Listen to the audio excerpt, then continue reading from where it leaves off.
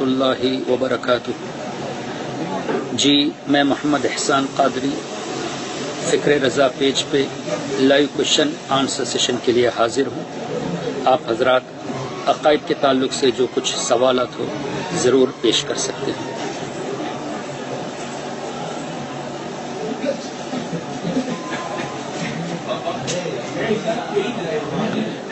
نحمده ونصلي ونسلم على رسوله الكريم اما بعد فاعوذ بالله من الشيطان الرجيم بسم الله الرحمن الرحيم اللهم صل على سيدنا ومولانا محمد معدن الجود والكرم وعلى آله وصحبه وبارك وسلم صلاة وسلاما عليك يا سيدي يا حبيبي يا رسول الله صلى الله عليه وسلم۔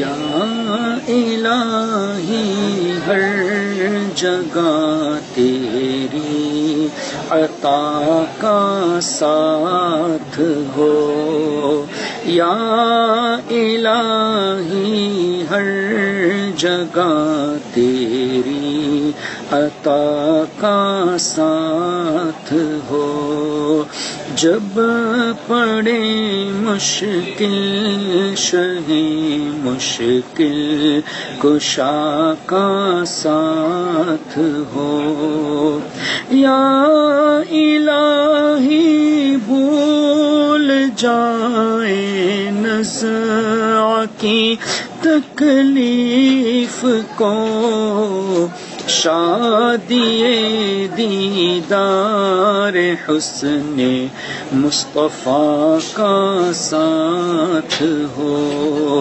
شادی دیدار حسن مصطفیٰ کا ساتھ ہو، یا الہی گرمی محشر سے جب بھڑ کے بدن، دامن محبوب کی ٹھنڈی ہوا کا ساتھ ہو، دامن محبوب کی ٹھنڈی ہوا کا ساتھ ہو،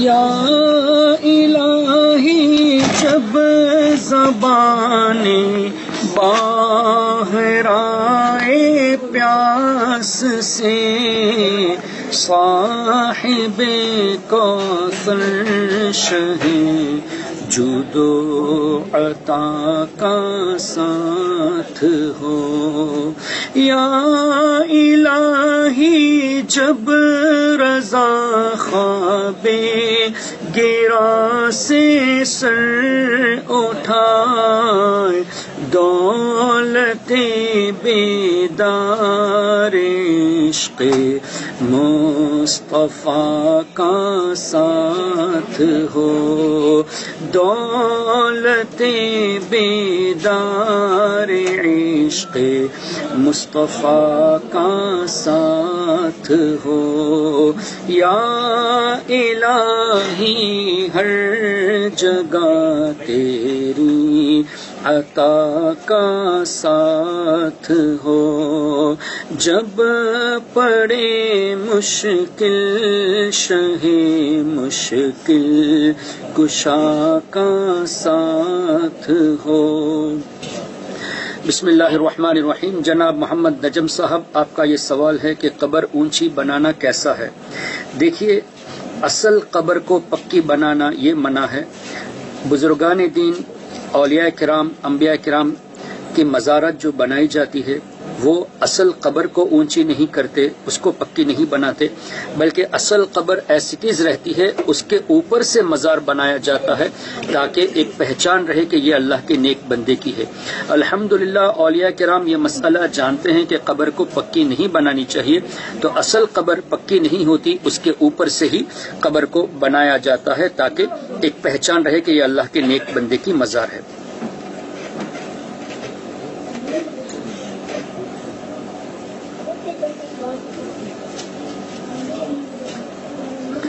جی جناب ناگوری جعفر صاحب، چاروں ائمہ کرام نے یہ فرمایا ہے کہ میرے قول کو حدیث کے خلاف پاؤ تو میرے قول کو تم ترک کر دینا۔ اس کا مطلب یہ نہیں کہ چاروں ائمہ نے حدیث کے خلاف مسئلہ بیان فرمایا، بلکہ یہ ان کے عاجزی ہے، یہ ان کے انکساری ہے، انہوں نے قرآن اور حدیث کی روشنی ہی میں مسائل استنباط فرمائے، لیکن عاجزانہ یہ فرمایا، اور وہ بھی مجتہدین سے فرمایا کہ اے مجتہد لوگ، اے وہ لوگ جن کو اللہ تعالیٰ نے اجتہاد کا علم عطا فرمایا ہے، اگر آپ میرے قول کو حدیث کے خلاف پاؤ تو آپ میرے قول کو ترک کر دینا، حدیث پہ عمل کرنا۔ الحمدللہ ثم الحمدللہ، چاروں ائمہ میں سے کسی ایک امام کا بھی قول نہ قرآن کے خلاف دکھا سکتے ہیں نہ حدیث کے خلاف دکھا سکتے ہیں۔ چاروں ائمہ نے قرآن اور حدیث کی روشنی ہی میں مسائل استنباط فرمائے، اور امام شافعی رضی اللہ تعالیٰ عنہ نے اپنے ایک مجتہد اسٹوڈنٹ سے یہ فرمایا کہ اے ابراہیم، میرے قول کو اگر تم حدیث کے خلاف پاؤ تو حدیث پر عمل کرنا۔ تو مجتہدین سے فرمایا گیا، اس کا مطلب ہرگز یہ نہیں کہ ہم عام لوگ اس بات کو لے کے یہ کہے کہ جب امام نے فرمایا کہ میرے قول کو ترک کر دینا اس لیے ہم صحیح حدیث پر عمل کریں گے، یہ بالکل غلط ہے۔ یہ مجتہدین کے لیے فرمایا گیا، اس لیے کہ مجتہدین حدیث کی پہچان جانتے تھے، حدیث سے مسائل استنباط کر سکتے تھے۔ اور رہی بات صحیح حدیث اور ضعیف حدیث کی بات، تو یہ تو بعد میں محدثین نے اس فن کو ایجاد فرمایا، اس پر تبصرہ فرمایا۔ امام اعظم اور امام مالک رضی اللہ تعالیٰ عنہ یہ تابعین سے، اور امام اعظم تو صحابی سے بھی حاصل کیے ہیں علم، اور امام مالک تابعی سے حاصل کیے ہیں، امام شافعی اور امام احمد تبع تابعین سے علم حاصل کیے ہیں۔ تو تابعی اور تبع تابعین ضعیف نہیں ہوتے، ان سے جو حدیث ان کو ڈائریکٹ روایت میں ملی ہے وہ سب کے سب صحیح حدیث ہے، صحیح روایت ہے۔ تو چاروں ائمہ کا قول عاجزانہ طور پہ یہ فرمایا گیا کہ میرا قول کو اگر حدیث کے خلاف پاؤ تو ترک کر دینا، اور وہ بھی مجتہدین سے فرمایا گیا، نہ کہ عام لوگوں کے لیے۔ اور قرآن کریم میں بھی اللہ نے جب ارشاد فرمایا اطیعوا اللہ واطیعوا الرسول واولی الامر منکم فان تنازعتم فی شیء فردوه الی اللہ والرسول، یہاں اگر تم تنازع پاؤ تو قرآن اور حدیث کی طرف لوٹو، اے ایمان والو اللہ کی اطاعت کرو، رسول کی اطاعت کرو، اور اولی الامر یعنی بڑے بڑے علماء مجتہدین کی اطاعت کرو، اور اگر تم تنازع پاؤ تو قرآن اور حدیث کی طرف رجوع کرو۔ یہ بھی ان مجتہدین کے لیے فرمایا گیا، یہ عام لوگوں کے لیے نہیں فرمایا بلکہ مجتہدین کے لیے فرمایا۔ اور تفاسیر میں فَإِن تَنَازَعْتُمْ فِي شَيْءٍ فَرُدُّوهُ اس کے تعلق سے مجتہدین ہی کی طرف اشارہ کیا گیا ہے، لیکن آج کل وہابی، غیر مقلد، نجدی یہ سب اپنے اوپر یہ لے لیتے ہیں، جبکہ اجتہاد نام کی کوئی چیز ان میں ہے ہی نہیں۔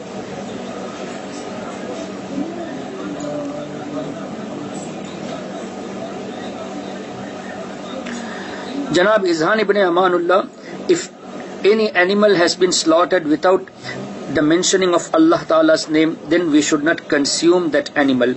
And it doesn't mean that if you sacrifice the animal saying Bismillah Allahu Akbar, and if you convey the rewards towards the pious servants of Allah, that won't become haram. But you know, Ismail Dahlvi in his Taqwiyatul Iman has written that even if you mention the name of Allah at the time of sacrifice, and if you convey the rewards towards the pious servants of Allah, then that meat will become najis, it will become haram, and the one who sacrifices the animal will become a mushrik, ma'adallahi rabbil alamin. So attributing names towards awliya, towards anbiya, towards any person while sacrificing, if we mention the name Bismillah Allahu Akbar, then it is absolutely permissible.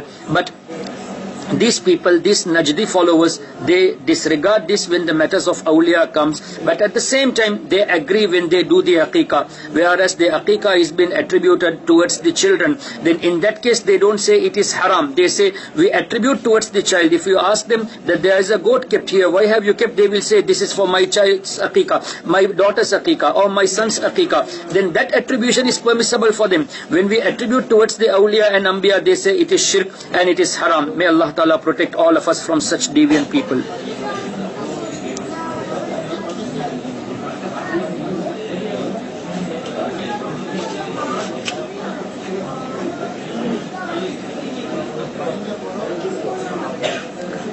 عقائد کے تعلق سے سوال کرے تو بہتر ہوگا.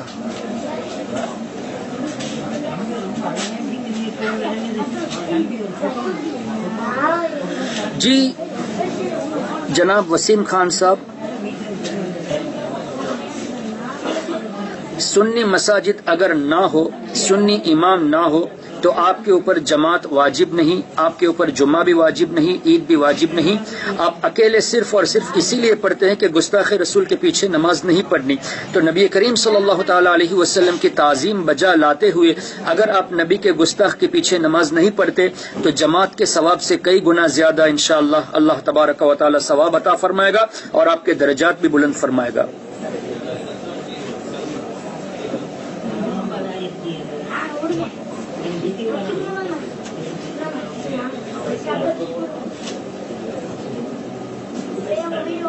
اللهم صل وسلم وبارك عليه. اللهم صل على سيدنا ومولانا محمد معدن الجود والكرم وعلى آله وصحبه وبارك وسلم. جناب احتشام اللہ صاحب، اولیاء کرام کی بارگاہ میں جب جائے تو پینتی کی طرف سے حاضری دے اور سینے کی طرف کھڑے ہو کر 4 ہاتھ کے فاصلے پر کھڑے ہو جائے اور ادباً السلام علیک یا ولی اللہ کہہ کے سلام پیش کرے.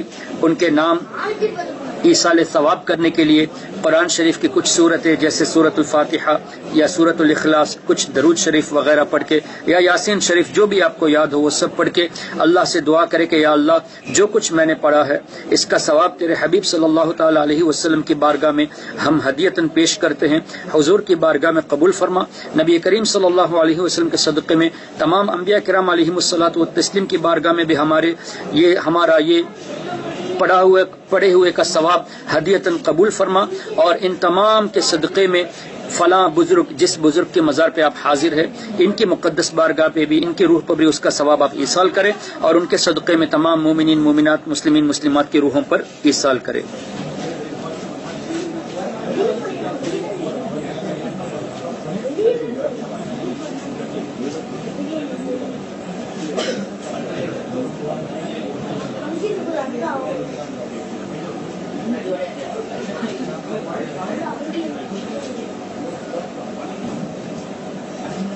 اللهم صل وسلم وبارك عليه.